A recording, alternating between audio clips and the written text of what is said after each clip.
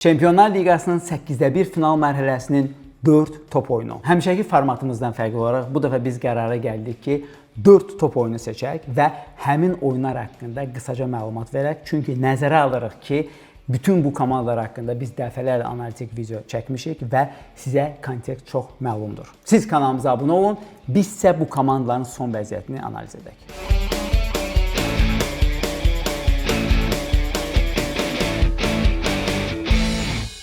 Əlbəttə ki, Barcelona üçün yaz fəsli çox uğurlu şəkildə gəlib. Komanda bir tərəfdən Real Madridin də büdrəməsindən istifadə edərək La Liqadakı xal fərqini ikinci yerdən 4 xala çatdırıb və bu artıq kifayət qədər ciddi üstünlüyə bənzəməyə başlayır. Lakin qonşuda baş verən hadisələr Barcelona prioriteti deyil. Barcelonanın ən əsas üstünlüyü ondan ibarətdir ki, komandanın ürəyi olan bir növ Pedri və eyni zamanda Rafinha yenə də zədədən tam sağalaraq geri dönüblər. Üstəlik Villarreal maçda da gördüyümüz kimi Lamine Yamal da karyerasının ilk hat-trickini etdi və 18 yaşına qədər, 18 yaşına çatmış ən çox qol vuran bir futbolçu oldu. Bu əlbəttə ki, Barcelona üçün ümumiyyətlə ideal bir dönəmdir ki, komandanın bütün oyuncuları həm geriyə qayıdıblar, həm də komanda yavaş-yavaş formasının pikinə qalxmağa başlayır. Simvolik olaraq da Hansi Flick Barcelona rəhbərliyi altında 100-cü maçında 33-cü oyununu böyük hesablı qələbə ilə Villarreal-a qarşı qazandı. Və bir dəqiqə biz dayanıb bir məqama fikir verək ki, Villarreal İspaniya çempionatının hazırda 3-cü komandasıdır və çox güman ki, belə davam edərsə növbəti ildə bəxtini bir daha da Çempionlar Liqasında sınayacaq. Yəni bu hesab və bu oyun kifayət qədər Barcelonanın ciddi formaya düşdüyündən xəbər verir. Digər tərəfdən Barcelonanın qarşısında Newcastle var. Newcastle Barcelona artıq Çempionlar Liqasının liqa fazasında bir dəfə məğlub etmişdi. Marcus Rashfordun dublu sayəsində elə Newcastle-ın çətin məğlub olunduğu St. James Parkda. Amma həmin oyunda əlbəttə ki, əgər siz maça baxmışdınızsa, birinci hissədən ümumiyyətlə Newcastle bir top fərqi ilə ən azından hesabda irəli fasiləyə yollanmalı idi. Çünki Newcastle həddindən artıq dominant oynayırdı və o dominant futbol ilə rəqibini bir növ boğmağı bacarmışdı. Lakin indi hər şey fərqlidir. Newcastle-ın ən böyük özəlliyi hansı ki, Barcelonanı bu maçda ciddi şəkildə favorit edir, bu Bruno Guimaraes-in olmamasıdır. Biz bu verilişimizi, buraxılışımızı çəkdiyimiz anda Newcastle Bruno Guimaraes-siz 17 oyun keçirib, hətta 18 oyun keçirib və bu 18 oyunların yalnız ikisində qalib gəlib və sürpriz bu iki oyun kiminlə olub? Əlbəttə ki, Qarabağla maçlar olub. Lakin Qarabağı turnirdən kənarlaşdırandan sonra Newcastle hətta öz çempionatında Everton kimi ortabab və avtobus parkovka edən bir komandanın öhdəsindən gələ bilmədi və öz evində hardakı Newcastle ənənəvi olaraq çox çətin rəqibdir. Newcastle Evertona bütün oyun boyu hesabda geri olaraq layiqli şəkildə 3 hesabı ilə məğlub oldu. Həmin oyuna biz niyə xüsusi aksent veririk? Biz onu göstərmək istəyirik ki, Eddie Howe hələ də Newcastle-ın əlində olan heyətlə optimal 11-liyini irəli sürmək istəyir. Həmin maçda çox maraqlı bir eksperiment var idi. Qarabağın da Bakıdan çox yaxşı tanıdığı Anthony Gordon maçın əvvəlində yanlış 9 nömrə mövqeyində idi.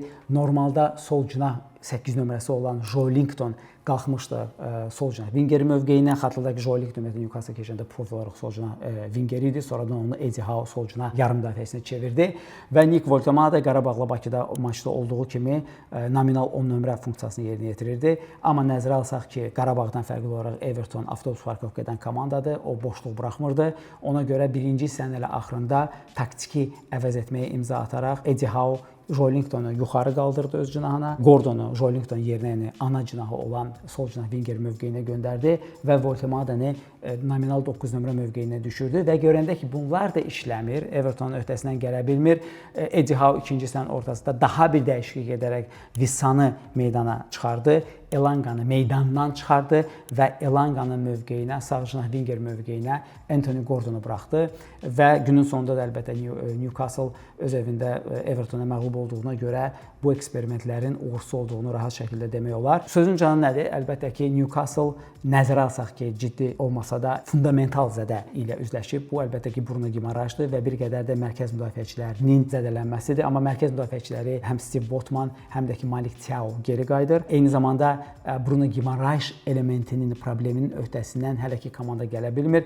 Barselona azarkeşləri Bruno Guimaraes'in önəmini başa düşmək üçün siz təsəvvürünüzə götürün ki, komandada Rafinha və Pedri yoxdur. Düzdür, funksiyaları ayrıdır. Bruno Guimaraes'in özəlliklərindən biri nədən ibarətdir? Çünki Bruno Guimaraes komanda oynadıqda həm hücum build-up fazasının 3-2-5 və bəzən 3-1-6 ilə baş verdikdə həmin o tək oyunçu Bruno Guimaraes olur. Newcastle nominal olaraq 4-3-3 oynasa da bəzən bu 4-1-2-3 olur və həmin o 4-1-2-3-də də məsələn o bir nəfər müdafiə ilə hücumu birləşdirən futbolçu Guimaraes'dir. Guimaraes həm də hardasa Rafinha kimi eyni zamanda pressingdə də çox fundamentaldır və indi belə bir futbolçusuz Newcastle maçça çıxmalı olacaq. Barcelona'da isə maraqlı faktlardan biri ondan ibarətdir ki, komandada ən çox Villarreal maçda xal alan oyunçu hat-trick edən Yamal'la yanaşı Pedri idi. Pedri maçı sonradan girdi və Pedri maça meydana girənə qədər baxmayaraq ki, Villarreal hesabda geridə idi, baxmayaraq ki, Camp Nou-da idi oyun, Villarreal kifayət qədər Barcelona incidə bilirdi.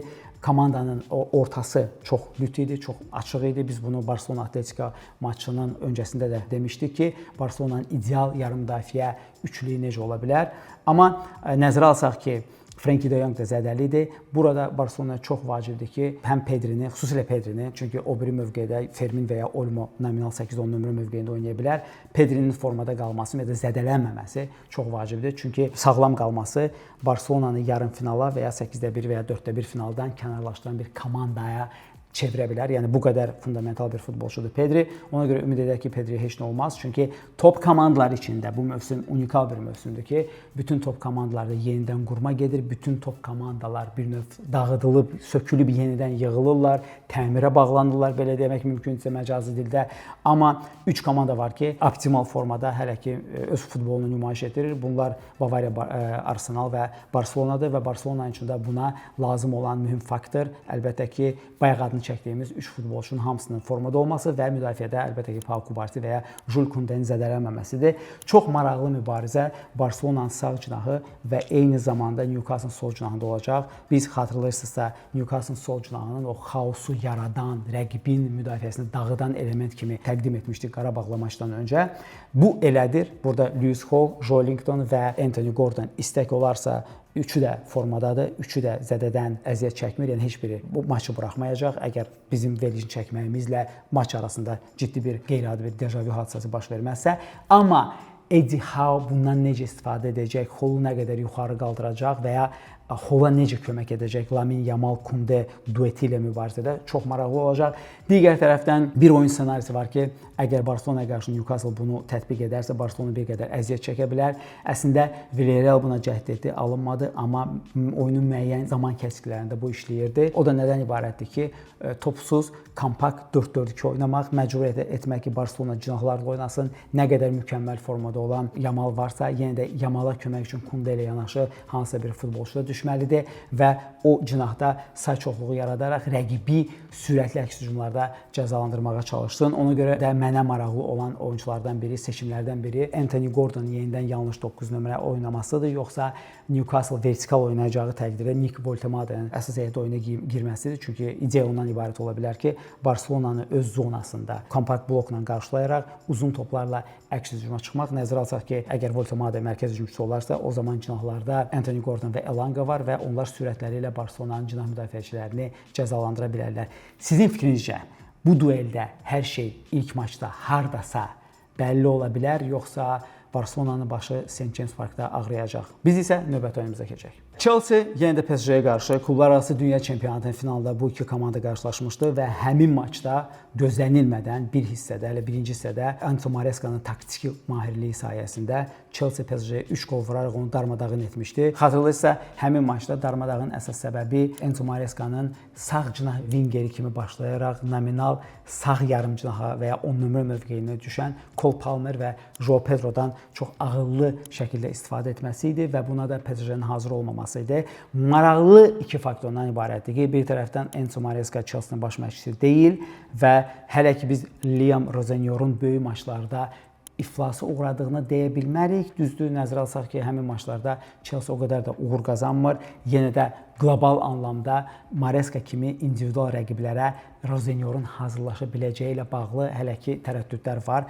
Yəni fakt ondan ibarətdir ki, top oyunlarda əgər Napolini top oyun sayırıqsa, Rozenyor ikinci hissədə etdiyi taktiki dəyişikliklər sayəsində rəqibi 3-2 hesabı ilə səfərdə 1-2-dən məğlub etməyi bacarmışdısa, Arsenala qarşı Rozenyor bütün 3 məğlubiyyətini alıb Chelsea rəhbərliyi altında 2 dəfə Liqa Kubokuda və 1 dəfə də çempionatda.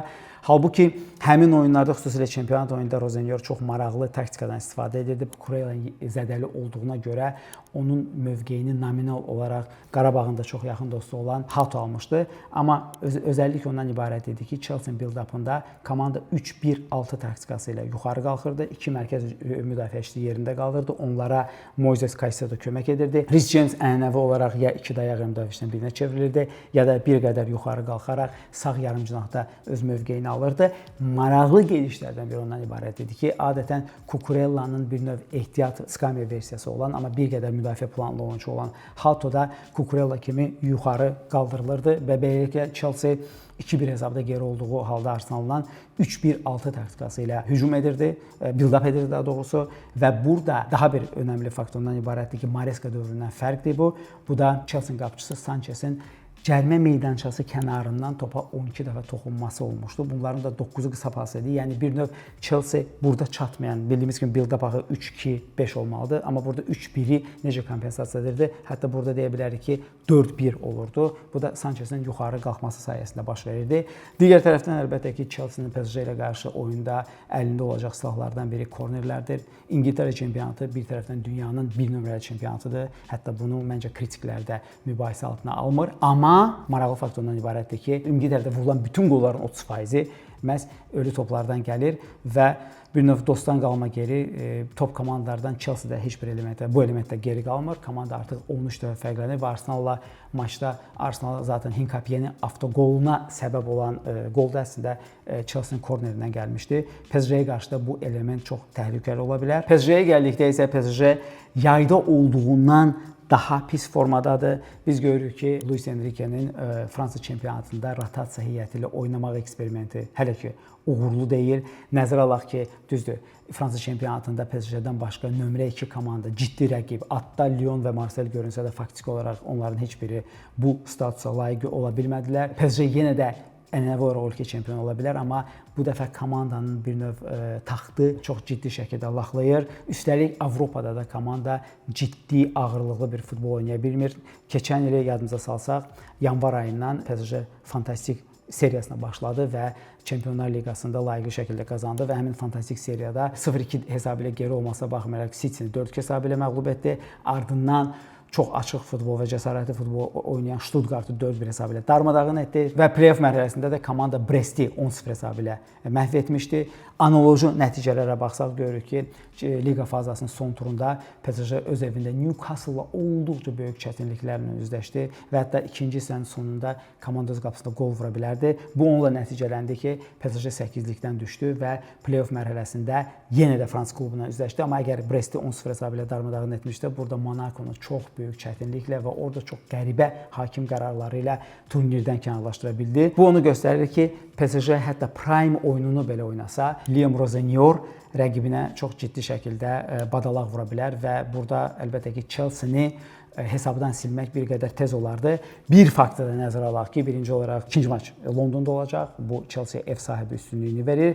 İkinci isə Rozenyor şəxsən PSG-ni həddindən çox yaxşı tanıyır. Ona qarşı Strasburqun baş məşqçisi kimi 4 oyun keçirib. İlk oyunu məğlub olduqdan sonra ikinci oyunda heç edərək üçüncü oyunda PSG-ni məğlub etməyi bacarıb bu mövsümün əvvəlində və bu da onu göstərir ki, Chelsea PSG-yə hazır olacaq. Sizin fikrinizcə PSG Çempionlar Liqasının qalibi kimi turnirdəki çıxışını 4-1-ə sürdürə biləcək, yoxsa Chelsea yenə də klublar arası dünya çempionatında olduğu kimi bu dəfə də PSG-ni məğlub edərək turnirdən kənarlaşdıracaq. İndi isə gəlin Galatasaray-Liverpool maçından danışaq. Çünki bir tərəfdən Galatasaray fantastik uğura imza atdı. Bu mövsümü komandanın aktivinə birmənalı şəkildə yazmaq olar. Hətta Galatasaray indi gəlib Liverpool-la maçın hər ikisini uduzsa belə, hər hansı bir şans olmadan komanda həm maliyyə baxımından Çempionlar Liqasının 8-də 1-ə çıxmaqla kifayət qədər vəsait əldə edə bildi. Digər tərəfdən isə ən əsas azarkeşə nə maraqlıdır? Komandanın uğurlu çıxışı və statusu. Status baxımından da minimum tapşırığın öhdəsindən gələrək hətta deyərəm bir addım da ata bildi və indi 8-də 1 final mərhələsində komandanın itirəcəyi bir şey yoxdur. Komanda əlbəttə ki, çox kontrastlı bir futbol oynayır. Juventusla ilk maçda Qalatasaray fantastik futbol oynayaraq inanılmaz intensiv pressingdən istifadə edərək Juventus layiqli şəkildə ikinci hissədə maçı çevirərək darmadağın etdi. Lakin Turində Qalatasaraya baxmaq əslində ürək ağrıdırdı. Komanda həddindən artıq bərbad idi, həddindən artıq pasiv idi və səmimi olaraq etiraf edək ki, əgər orada bir neçə epizod başqa cür tamamlansaydı, yəni Jegrova misal üçün o demək olar ki, boş qapıya normal uzaq küncə normal zərbə vura bilsəydi, əlbəttə indi növbəti mərhələ çox güman ki, Juventus çıxardı. Lakin bu iki oyuna ümumi bir canlı orqanizm kimi 180 plus 30 dəqiqə ekstra time, 210 dəqiqə aspektindən baxsaq Qalatasaray layiq olduğunu aldı. Yəni komanda mərhələ adlamağı bacardı. İndi isə Qalatasaray azarkeşlərinə maraqlı bir sual gələ bilər ki, Liverpool artıq komanda oynayıb. Biz həmin oyunun mövsüm əvvəlində analizini vermişdik. O oyundan bu oyuna hər iki komanda, xüsusilə Liverpool çox dəyişib və gəlin başa düşməyə çalışaq ki, ikinci turda Qalatasarayın Liverpool üzərindəki 1-0-lıq qələbəsi yenə də təkrar oluna bilərmi? Bu nə dərəcədə realdır və ümumiyyətlə Qalatasarayın Liverpool ilə şansları iki oyunun duelə baxsaq nə qədərdir? Səmimi danışaq, hardasa şanslar 30-u 70-ədir, yəni Liverpoolun xeyrinədir. Amma bu yenə də Qalatasaraya üstünlük buraxır və o üstünlük də ev üstünlüyüdür. Çünki Qalatasaray son iki mövsümdə Avropa Liqası və Çempionlar Liqasını nəzərə alaram mən burada səfərdə keçirdiyi maçlarda yalnız krizisdə olan Ajax-ı 3-0 hesabı ilə məğlub edə bilib. Ondan başqa komandanın səfər qələbəsi yoxdur. Amma səfərdə komanda ara-sıra hətta darmadağın da olunur. Ona görə də İstanbulda keçiriləcək oyun fundamental strateji önəmə malikdir. Burada Qalatasarayın müsbət nəticə əldə etməsi mütləq vacibdir ki, İngiltərəyə yollananda komanda nəyəsə ümidi olsun. Qalatasaray bəlli ssenarilə oynayacaq. Əgər komandanın heyətində zədəli olmazsa, bizim düşüncəmiz ondan ibarətdir ki, komanda Liverpool-la bir qədər ehtiyatlı, amma intensiv pressing oynayacaq. Ümumiyyətlə Liverpool-la oynamağın yeganə ssenarisi Qalatasaray üçün intensiv pressingdir. Çünki ən ideal ssenari Liverpool-la oyunda topu Liverpool-a verərək orta blokda oturmaqdır. Amma biz Juventusla maçda gördük ki, Qalatasaray və orta blok nə deməkdir? Yəni Okan Buruk bu oyun elementində həddindən artıq çox bərbaddır və ümid edək ki, İstanbulda o bunu etməyəcək. Digər tərəfdən Liverpool haqqında danışanda Liverpoolda maraqlı təzadlardan biri ondan ibarətdir ki, bir tərəfdən Liverpool artıq formasını bərpa edib və risk edib hətta deyə bilərəm ki, İngiltərədən Çempionlar Liqasına gedəcək 5 komandanın ilk dördlüyünün içində Liverpool olacaq. Komanda həddindən artıq güclüdür, həddindən artıq böyük ustaları var. Amma Liverpoolda bir futbolçu var ki, mövsümün ikinci yarısında onsuz komanda topla bərbaddır. O da Florian Wirtzdir. Florian Wirtzin zədəli olduğu müddətdə Liverpool, Nottingham Forest və West Ham kimi outsiderlərin müvafiq olaraq turnir cədvəlinin 17-18-ci yerini tutan iki komanda, hansı ki topu rəqibə verərək avtobus parkovka edir, 2 nömrə oynamağı tərcih edir. Bu komandalarla belə topla həddindən artıq çox bərbad idi. Komandanın ümumiyyətlə o pas kanalları işləmirdi. Ümumiyyətlə belə bir maraqlı statistikası var idi. Liverpool hər iki oyunda komandanın pas dəqiqliyi 81% idi. Bu da İngiltərə Premyer Liqasının ortalaması 88.5%. Yəni bu həddindən artıq bərbad göstəricidir. İkinci tərəfdən Nottingham Forest və West Ham ilə maçda Liverpool rəqib cərimə meydançasında cəmi 55 dəfə topa toxunub və o pasların 64% dəqiq olub. Bu da bir tərəfdən sizə heç bir şey demir, amma digər tərəfdən normada öz qapısına oturan komandaya qarşı, hansına qarşı ki Liverpool açılmalıdır, hansına qarşı ki Liverpool qol vurmalıdır, qapısında epizodlar əldə etməlidir. Bu hardasa normanın 67-70%-idir. Yəni bunun da əsas səbəbi ondan ibarətdir ki, Florian Wirtz olmadığına görə komandanın o hücum xəttini o bir növ kley kimi birləşdirən elementdən məhrum olur və nəticədə Liverpool bundan əziyyət çəkir. Digər tərəfdən maraqlı bir məqam, özü də çox belə gülməlik, parodik bir məqamdır. Liverpoolun standartları ilə bağlıdır. Xatırlayırsınızsa biz Liverpool haqqında etdiyimiz analizlərdən birində qeyd etmişdik ki, dekabrın 30-da, ilin sonunda komandanın standartlar üzrə məşqçisi olan Briggs komandadan uzaqlaşdırılmışdı. Bunun da əsas səbəbi ondan ibarət idi ki, həmin anda Liverpool standartlardan bütün turnirlərdə 3 qol vuraraq 12-sini buraxmışdı. Lakin onun yerinə Lewis Mahoni gəldi və Mahoninin rəhbərliyi altında əslində Slot oyundan sonraki intervyularında deyir ki, əslində o qədər də ciddi dəyişiklik olmur, cüzi nəsə belə kosmetik dəyişikliklər olub, amma komanda 11 qol vurub və ikisini qapısından buraxıb və daha bir ironiyadan ibarətdir ki, West Ham ilə maçda Liverpool 5-2 hesabı ilə, yəni virtsiz komandaya sual verə bilərsiniz, necə 5 qol vura bilir? O 5 qolun biri avtogol idi, 4-ü isə kornerlərdən gəlmişdi. Ya birbaşa, ya ikinci dalğadan. Bu da yenə də Qalatasarayın Liverpoolda kornerlərdə, standartlarda ehtiyatlı olmalı olduğunu göstərir. Çünki Slot özü də izah etmək istəyirdi ki, bu dərd Brixin dərdi deyildi və ya Mahoninin möcüzəsi deyil. Sadəcə olaraq Liverpoolda həm də bu beyində mental fix baş vermişdi və onun nəticəsində komanda standartlardan çox həssas idi. İndi isə komanda standartlardan nəticə əldə etmək üçün alət kimi istifadə edir. Digər tərəfdən bu maçda biz deyə bilərik ki, hər iki komandanın akil dabanı, yəni ən zəif yeri müdafiələrinin sağıdır. Liverpoolda burada sağ cinahda kimin oynayacağı olduqca böyük maraq doğurur bizdə. Çünki idealda belə oyunun oyunçusu Dominik Szoboszlay-dı, amma xatırlayırsınız Qalatasarayla birinci maçda, daha doğrusu liqa fazasındakı maçda məhz Szoboszlayın etdiyi penaltidən sonra Qalatasaray qələbə topunu vurmuşdu və ümumiyyətlə birinci hissədə Barış Alper Szoboszlayı məhv etmişdi. 7 duelin 5-də qalib gəlmişdi. İkinci opsiya Joe Gomez ola bilər, hansı ki West Ham ilə də sınandı, Nottingham ilə də sınandı. Joe Gomezin özəlliyi nədir ki, Joe Gomez əslində mərkəz müdafiəçisidir. Sağ cinaha keçiləndə komandaya verəcəyi müdafiə etibarlılığı var, amma bu zaman komandanın hücum planı axsayır. Qalatasarayın özündə isə bu mövqedə Roland Şallay oynayır. Şallay bildiyimiz kimi əsl nominal mövqeyi, hətta wingerdir və Juventusda ikinci maçda da Juventus Qalatasarayın sağ cinahını çox sistematik şəkildə dəfələrlə istismar edirdi. Orada Kenan Yıldız fenomeni ilə yanaşı həm də Şallayın orada çox biabırçı oyunu var idi. Çünki yenə də Şallay yarım müdafiəçidir. Szoboszlay əgər ortada olan yarım müdafiəçidir, Şallay hətta hücuma meylli wingerdir. Yəni winger zaten hücumda olur. Amma burada Şallaydan müdafiə planında iş görməyə istəyirlər. Liverpoolda isə orada Virt qayıdacağı təqdirdə və Gakpo'da oynayacağı təqdirdə çox maraqlı bir dominasiya formalaşa bilər. Son məqamı mən qeyd etmək istəyirəm. Liverpoolda Szoboszlay ilə yanaşı formasının pikində olan Ugo Ekitike ilə bağlı. Arne Slot son bir neçə oyunda bu sxemdən dəfələrlə istifadə edir. Bu da nədən ibarətdir? Əgər Gakpo meydanda varsa buna xüsusilə fikir verərsiniz. Ugo Ekitike bir qədər arxaya gəlir. Qalatasarayın 6 nömrə, 8 nömrə mövqeyinə düşür. Onun yerinə həmin o nominal mövqeyə pasa Gakpo çıxmağa hazırdır.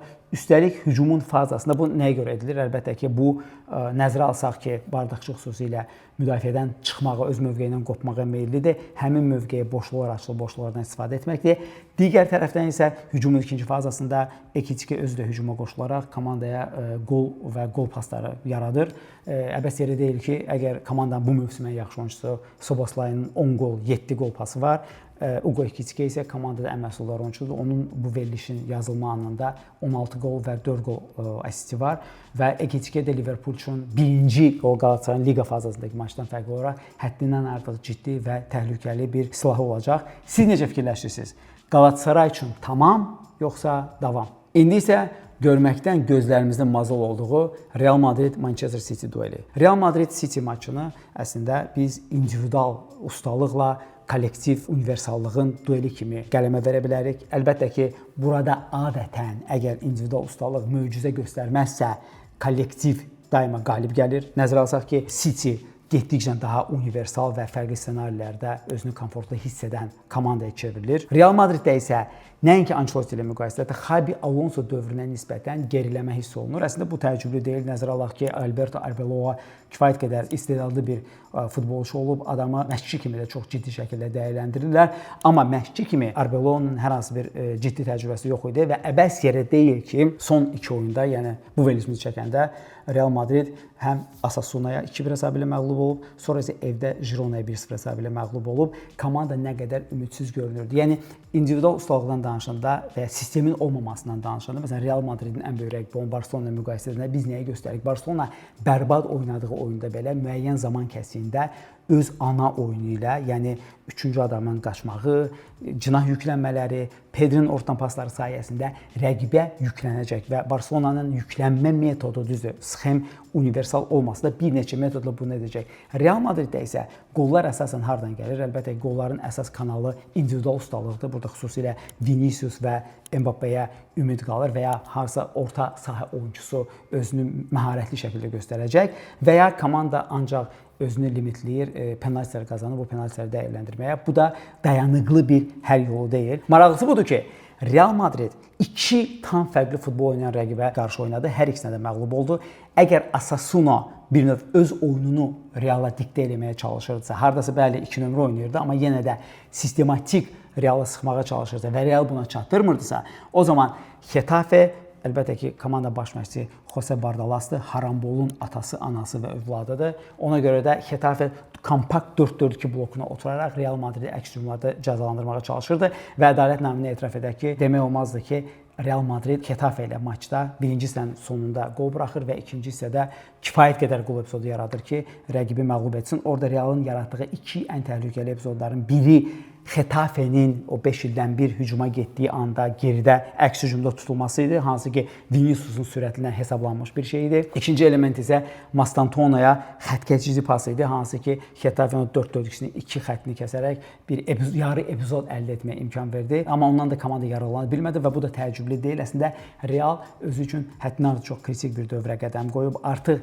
Arbeloa'nın da mövsümün sonunu gözləmədən göndərilmə ehtimalı olduğunu deyirlər. Nəzərə alaq ki, Florentino Perez hələ də Xabi Alonso ilə olduğu kimi də Arbeloa'nı publik, yəni ictimaiyyət qarşısında müdafiə etməyib. Ona görə Real Madridin işyəsinə çox belə bir qədər müşkül məsələyə oxşayır. Amma əgər City-yə qarşı maçda Real Madrid erkən qol vurub ona sərf edən, ona uyğun yeganə oyun ssenarisi, hansı ki rəqib sənin qapına oturur və əks hücumlardan Vinicius və zədədən qayıdacaq Mbappe əks hücuma qaçır. Bu elementlər olmazsa Real Madridin City-ni məğlub etməsi bir qədər çətin görünür. Və hətta ipotetik olaraq, nəzəri olaraq Real Madrid City-ni məğlub edəcəyi təqdirdə komandanın 4-1-də 99% ehtimalla Bavariya Münxen gözləyir və orada da Bavariya Münxen Madridə salam əleykum deməyə hazır olacaq. Oyun planına görə, bütün elementlərə görə. City özü isə həddindən artıq universal komandaya çevrilib. Əvvəllər komanda 4-2-3-1 taktikası ilə oynayırdı. Bəzi hallarda bu 4-3 idi. Haaland olmayanda De Bruyne vaxtında bildiyimiz kimi yanlış 9 nömrədən də istifadə edirdi Guardiola.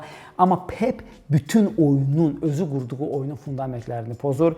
Biz Arsenal oyunda biz göstərmişdik ki, komanda hətta 6-3-1 taktikası ilə belə müdafiə olunur. Normalda City-nin müdafiə bloku topsuz 4-4-2-dir. Ümumiyyətlə 4-4-2 istənilən boşluq axtaran Madrid kimi komandaya qarşı həddindən artıq effektiv bir silahdır. Maraqlı element ondan ibarətdir ki, baxın bu epizodda da gördüyünüz kimi, bu screenshotda da görürsünüz ki, City son 3 oyununda rəqibə qarşı build-upda romdan istifadə etmək şərti ilə 4-4-2 ilə oynayır. Bu da özünə məxsus belə qeyri-adi bir gedişdir Guardiola'dan. Haaland sağlam olanda bu adətən 2-nin qabağı Haaland Marmuş və ya Haaland Semenyo olurdu.